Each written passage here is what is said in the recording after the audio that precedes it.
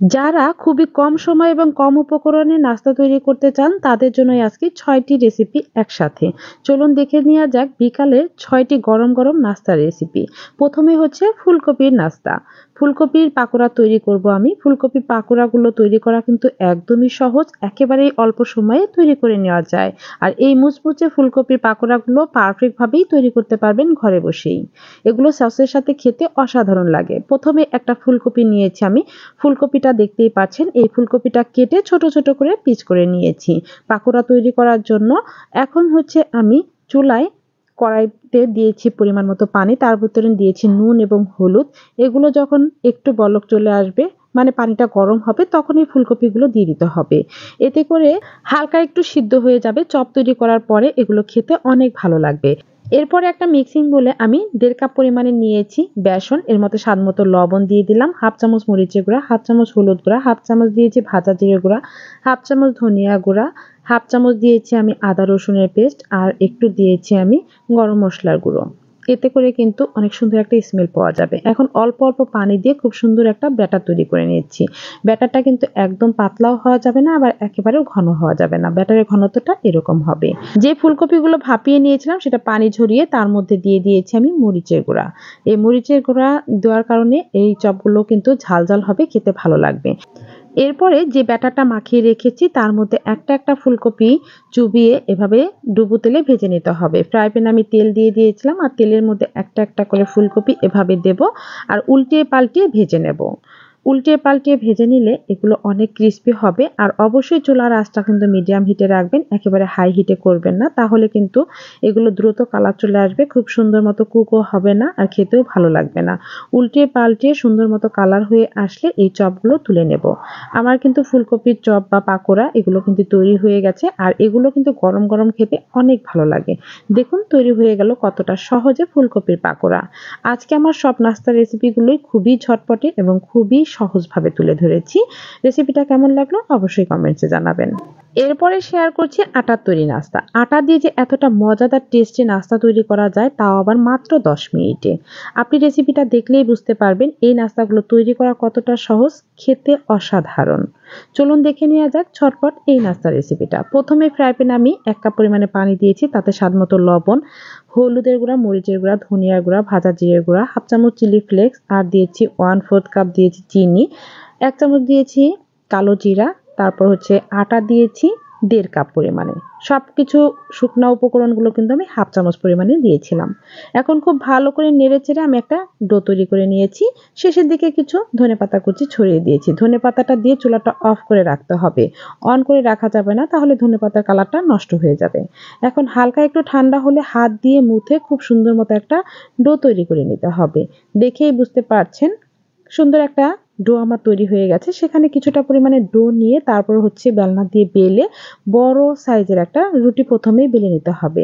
নাস্তাটা তৈরি করা কিন্তু একদমই সহজ। আপনি যদি চা বসিয়ে মনে করেন যে একটা নাস্তা তৈরি করবেন, তাও তৈরি করে নিতে পারবেন। দেখুন বড় একটা নাস্তা আমার তৈরি হয়ে গেছে। এখন গ্লাস দিয়ে কেটে নিচ্ছি। আপনার কাছে যদি কুকি কাটার থাকে সেটা দিয়েও কিন্তু কেটে নিতে পারবেন। সাইডে যে বাড়তি অংশগুলো সেগুলো এক সাইড করে নিচ্ছি, আর নাস্তাগুলো কিন্তু এভাবেই তৈরি করে নিতে হবে। সম্পূর্ণ ডো থেকে তৈরি করলে অনেকগুলো নাস্তা তৈরি হয়ে যাবে।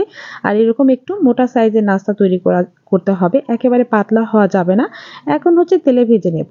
তার জন্য ফ্রাই প্যানে আমি অনেকটা পরিমাণে তেল দিয়েছি, আর তেলের মধ্যে আমি ভেজে নিচ্ছি।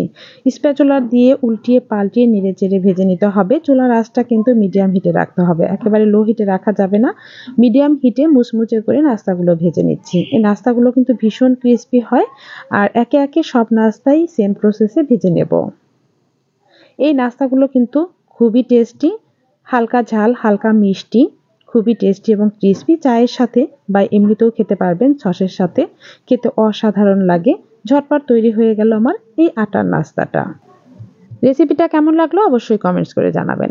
এরপরে চলে আসলাম বাঁধাকপি এবং মুসুর ডালের মুচমুচে একটা নাস্তা রেসিপি। খুবই মুসমুসে এবং ক্রিস্পি এই নাস্তাগুলো তৈরি করতে মাত্র সময় লাগবে ১০ মিনিট। আপনি ১০ মিনিটই এই নাস্তাগুলো তৈরি করে নিতে পারবেন, এবং অল্প উপকরণ দিয়েই তৈরি করা যায় এই নাস্তাগুলো।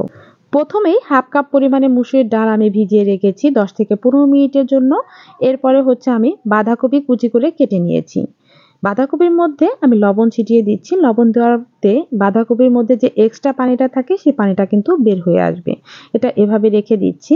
আর অন্যদিকে দেখুন ডালগুলো কিন্তু একটু ফুলে উঠেছে। এখন কষলিয়ে খুব ভালো করে ধুয়ে নিতে হবে এই ডালগুলো। অন্যদিকে বাঁধাকপির থেকেও কিন্তু এক্সট্রা যে পানিটা ছিল সেটাও কিন্তু বের হয়ে এসেছে। এই বাঁধাকপিগুলো হাত দিয়ে খুব ভালো করে চিপে, চিপে পানিটা বের করে নিয়েছি। আর এর মধ্যে দিয়ে দিচ্ছি মসুরের ডাল। মসুরের ডালটা দিলাম, এরপরে দেব হচ্ছে ধনেপাতা কুচি, পেঁয়াজ কুচি, কাঁচামরিচ কুচি। এগুলো আপনাদের পছন্দ মতো অ্যাড করতে পারেন। ঝালটা অবশ্যই আপনার টেস্ট অনুযায়ী ব্যবহার করবেন। 1/2 কাপ দিয়েছি আমি চালের গুঁড়ি, আর 2 চামচ দিয়েছি আমি বেসন, স্বাদ মতো লবণ, 1/2 চামচ মরিচের গুঁড়া, 1/2 চামচ দিয়েছি ভাজা জিরের গুঁড়া, 1/2 চামচ ধনিয়া গুঁড়া, 1/2 চামচ চিলি ফ্লেক্স আর 1 চামচ পরিমাণে দিয়েছি আমি চাট মসলা। সব মসলাগুলো দেওয়া হয়ে গেল। দেখতেই পাচ্ছেন। এখন হাত দিয়ে খুব সুন্দর মতো কষলিয়ে নিতে হবে। এক্সট্রা পানি কোনো দেওয়ার প্রয়োজন নেই। এখানে আপনি যদি হাত দিয়ে কষলান তাহলে বাঁধাকপির মধ্যে যে পানি আছে এবং পেঁয়াজের মধ্যে যে পানিটা আছে সেটা দিয়েই কিন্তু নাস্তাগুলো তৈরি হয়ে যাবে। এরপরে হাত দিয়ে এরকম চ্যাপটা, চ্যাপটা করে তেলে ভেজে নেবেন। তেলটা গরম হলে তারপর হচ্ছে নাস্তাগুলো দিয়ে দেবেন। নাস্তাগুলো তেলের মধ্যে দেওয়ার সময় অবশ্যই তেলটা খুব ভালো করে গরম করে নেবেন। আর যতটা পাতলা করে এই নাস্তাগুলো দিতে পারবেন ততটা কিন্তু ক্রিস্পি হবে। প্রথমে তেলটা খুব ভালো করে গরম করে তারপর নাস্তা দেওয়ার পরে আপনি মিডিয়াম হিটে নাস্তাগুলো উল্টে পাল্টে ভেজে নেবেন। এই নাস্তাগুলো হয় ভীষণ ক্রিস্পি, খেতে অনেক টেস্টি। আপনি যদি বিশ্বাস না করেন একবার হলেও ট্রাই করবেন যে এই নাস্তাগুলো খেতে কতটা অসাধারণ হয়। সসের সাথে খেতে তো অসাধারণ কুড়মুড়ে এই নাস্তাটি। দেখুন, দেখেই কিন্তু লোভ লেগে যাচ্ছে যে কতটা টেস্টি। রেসিপিটা কেমন লাগলো অবশ্যই কিন্তু কমেন্টসে জানাবেন। এরপরে আপনাদের সাথে শেয়ার করব আমি ফুলকপির কাবাব। ফুলকপির এই কাবাব নাস্তাগুলো খেতে অসাধারণ লাগে আর তৈরি করা একদমই সহজ। হাতে যদি থাকে 10 মিনিট সময় তাহলে এই কাবাবগুলো তৈরি করে নিতে পারবেন। খুবই অল্প উপকরণে তৈরি। চলুন পুরো রেসিপিটা দেখা যাক। প্রথমে আমি নিয়েছি একটা ফুলকপি। ফুলকপিটা ছোট, ছোট করে আমি প্রথমে কেটে নিয়েছি। এরপরে হচ্ছে খুব ভালো করে ধুয়ে পরিষ্কার করে নিয়েছি। তারপর গ্রেটার দিয়ে আমি গ্রেট করে নিচ্ছি। গ্রেটারে যে ছোট অংশটা থাকে সেটা দিয়ে খুব মিহি করে আমি গ্রেট করে নিয়েছি। গ্রেট করা ফুলকপিটা ফ্রাই প্যানে দিয়ে হালকা একটু নুন হলুদ দিয়ে আমি স্প্যাচুলার সাহায্যে নেড়েচেড়ে এক্সট্রা যে পানিটা থাকে সেই পানিটা শুকিয়ে নিচ্ছি প্রথমেই। এখন আমি চুলাটা কিন্তু মিডিয়াম হিটে রেখে নেড়ে চেড়ে নিচ্ছি আর পানিটা দেখুন শুকিয়েও এসেছে। ফুলকপির মধ্যে যে এক্সট্রা পানি থাকে সম্পূর্ণ পানিটাই কিন্তু নাস্তা তৈরি করার আগে শুকিয়ে নিতে হবে। একটা মিক্সিং বোলে আমি নিয়ে নিচ্ছি। এটা যখন হালকা ঠান্ডা হবে তখন দিয়ে দিতে হবে 1/2 চামচ আদা রসুনের পেস্ট, 1/2 চামচ দিয়েছি ভাজা জিরের গুঁড়া, 1/2 চামচ চিলি ফ্লেক্স, টমেটো সস দিয়েছি 1 চামচ পরিমাণে। এখানে আমি কাঁচামরিচ ব্যবহার করেছি, ধনেপাতা, পেঁয়াজ বেরেস্তা আর সবশেষে দিয়েছি চালের গুঁড়ি। চালের গুঁড়িটা দেওয়ার কারণে কিন্তু নাস্তাগুলো ভীষণ ক্রিস্পি হবে। আপনাদের কাছে যদি কর্নফ্লাওয়ার থাকে সেটাও ব্যবহার করতে পারেন। খুব সুন্দর মতো মাখিয়ে নিয়েছি। এরপরে হচ্ছে কাবাব তৈরি করে নেব। হাতের মধ্যে একটু তেল লাগিয়ে নিয়ে তারপর হচ্ছে কাবাবের শেপ দিয়ে নিচ্ছি। এরপরে চুলার আমি বসিয়ে দিয়েছি ফ্রাই প্যান, তাতে তেল দিয়েছি আর তেলের মধ্যে একে একে করে কাবাবের শেপটা দিয়ে মিডিয়াম হিটে উল্টিয়ে পাল্টিয়ে ভেজে নিতে হবে। দেখতেই তো পাচ্ছেন নাস্তাগুলো তৈরি করা কতটা সহজ আর খেতে কিন্তু অসাধারণ। বাজারে এখন প্রচুর ফুলকপি পাওয়া যায় আর ফুলকপিগুলো কিন্তু দামেও খুবই কম। আপনি এখনই ঝটপট এই নাস্তাটা তৈরি করে সবার জন্য পরিবেশন করতে পারেন। দেখতে যতটা লোভনীয় খেতে কিন্তু অসাধারণ। উপরে হয়েছে ক্রিস্পি, ভিতরে হয়েছে একদম সফট, একদম কাবাবের মতো। যে কাউকে তৈরি করে খাওয়ালে এটা বুঝতেই পারবে না যেটা ফুলকপির কাবাব। এখন শেয়ার করব আলুর পাকোড়া। আলুর পাকোড়া তৈরি করা একদমই সহজ, খুবই ক্রিস্পি এবং খেতে হয় ভীষণ মজার। খুবই ঝটপটে তৈরি করে নেওয়া যায়। বাসায় যখন কোনো কিছুই থাকবে না, যদি শুধুমাত্র আলু থাকে তা দিয়েই কিন্তু এই নাস্তাগুলো তৈরি করতে পারেন। মেহমান আসলে ঝটপট এই নাস্তাটা তৈরি করে দিতে পারেন। নাস্তাগুলো তৈরি করার জন্য প্রথমে আমি 4টা আলু নিয়েছি ছিলে। এই আলুগুলো আমি খুব সুন্দর মতো গ্রেটার দিয়ে গ্রেট করে নিচ্ছি প্রথমেই। গ্রেটার দিয়ে গ্রেট করে নিলাম। এরপরে হচ্ছে পানি চেঞ্জ করে করে এগুলো ধুয়ে নিতে হবে। এর মধ্যে যে ময়লাটা থাকে সেটা খুব সুন্দর মতো বের করে নিতে হবে। তাহলে কিন্তু আলু যে পাকোড়া তৈরি করব সেগুলো খুবই ক্রিস্পি হবে। দেখতেই পাচ্ছেন খুব সুন্দর মতো ধুয়ে আমি একদম পানি ঝরিয়ে নিয়েছি। এর মধ্যে কর্নফ্লাওয়ার দিলাম আমি 3 থেকে 4 টেবিল চামচ পরিমাণে, পেঁয়াজ কুচি দিয়েছি 1/2 কাপ পরিমাণে, কাঁচামরিচ দিয়েছি, ধনেপাতা কুচি দিয়েছি, 1 চামচ চিলি ফ্লেক্স, 1/2 চামচ দিয়েছি ভাজা জিরে গুঁড়া, 1/2 চামচ দিয়েছি আমি ধনিয়ার গুঁড়া, স্বাদমতো লবণ, 1 চামচ চাট মসলা আর আদা রসুন পেস্ট দিয়েছি 1/2 চামচ পরিমাণে। এখন হাত দিয়ে খুব ভালো করে মাখিয়ে নিচ্ছি। সব উপকরণগুলো খুব সুন্দর মতো মাখিয়ে নিচ্ছি। এরপর হচ্ছে পাকোড়ার শেপ দিয়ে নিব গোল গোল করে। তেল দিয়েছি তেলটা কিন্তু একটু বেশি পরিমাণে দিতে হবে, যেহেতু পাকোড়া তৈরি করেছে, আর পাকোড়াগুলো একটু তেলে ভেজে নিলে এগুলো বেশি ক্রিস্পি হয়। একে একে সব পাকোড়াগুলো তৈরি করে দিলাম। আলুর পাকোড়া তৈরি করার সময় চুলার আঁচটা কিন্তু মিডিয়াম হিটে রাখতে হবে। একেবারে হাই হিটেও রাখা যাবে না, লো হিটেও রাখা যাবে না। মিডিয়াম আঁচে যদি আপনি এই আলুর পাকোড়া তৈরি করেন তাহলে কিন্তু বেশি ক্রিস্পি হবে। আর লো হিটে যদি ভাজতে যান তাহলে এর মধ্যে তেল প্রবেশ করবে, এগুলো খেতে একদমই ভালো লাগবে না। উল্টে পাল্টে গোল্ডেন ব্রাউন কালার হলে এভাবে ছাঁকনি দিয়ে ছেঁকে তেল ঝরিয়ে উঠিয়ে নিতে হবে। খুবই ক্রিস্পি এবং খুবই মজাদার এই আলুর পাকোড়াগুলো তৈরি হয়ে গেল ঝটপটে। একদম 10 মিনিটেই আপনি চাইলে এই নাস্তাগুলো তৈরি করে সবাইকে পরিবেশন করতে পারেন। আর এগুলো সসের সাথে খেতে ভীষণ ভালো লাগে, আবার এমনিতেও খেতে পারবেন। খুবই মজাদার একটা নাস্তার রেসিপি।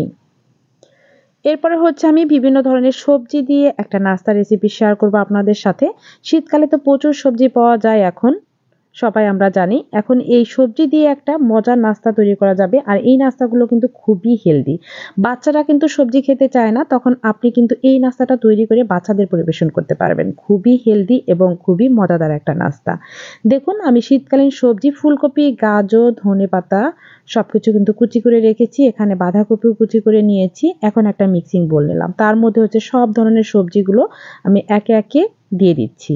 এর মধ্যে দিব আমি এখন পেঁয়াজ কুচি আর কাঁচামরিচ কুচি। 1 চামচ দিয়েছি আমি চিলি ফ্লেক্স। আর এখানে আমি 1 কাপ পরিমাণে দিয়েছি ময়দা আর 1 চামচ পরিমাণে ইস্ট।